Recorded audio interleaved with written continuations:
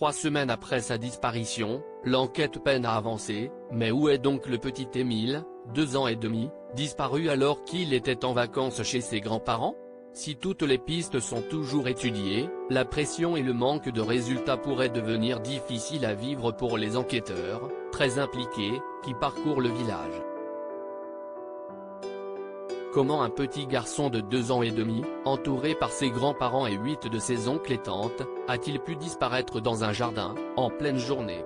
Si la question paraît simple, la réponse l'est beaucoup moins. Depuis 3 semaines désormais, les enquêteurs recherchent désespérément le petit Émile Auvernais, sans que celui-ci n'ait réapparu. Et pour eux, la pression médiatique et celle de tous les proches du garçonnet doit commencer à être difficile. Si est une phase psychologiquement très dure pour les enquêteurs. Je n'aimerais pas être à leur place, a d'ailleurs témoigné Éric Éméraud, ancien patron de la section de recherche de Montpellier qui a répondu à nos confrères de Midi Libre.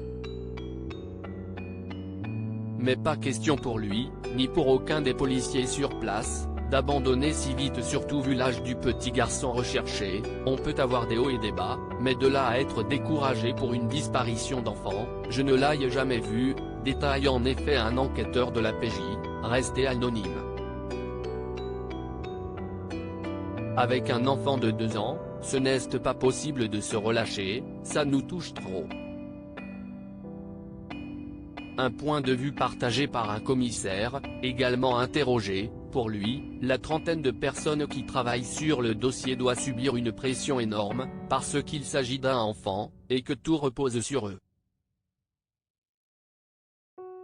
Une situation terrible d'ailleurs, tous sont d'accord, désormais, il va falloir ne pas céder à cette pression, garder la tête froide et un œil critique malgré la famille, qui a besoin d'un véritable soutien. Si est une situation terrible, il y a un soutien à apporter à la famille, une relation nécessaire pour l'enquête et pour les proches de l'enfant, qui ont besoin de se rattacher à ceux qui s'occupent de retrouver leur enfant. Mais il faut aussi rester objectif, et être certain qu'on ne nous cache rien. Cela oblige parfois à être assez intrusif avec des gens qui sont en pleine détresse, expliquent les professionnels.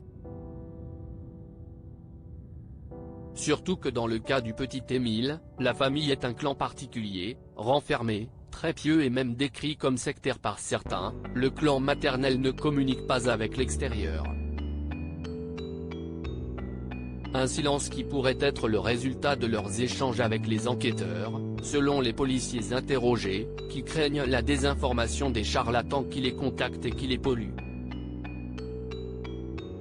Et l'enquête s'annonce encore longue, même si le village ne contient que 25 maisons, que toutes ont déjà été fouillées et que les habitants ont été interrogés, les gendarmes ont encore beaucoup de données à étudier.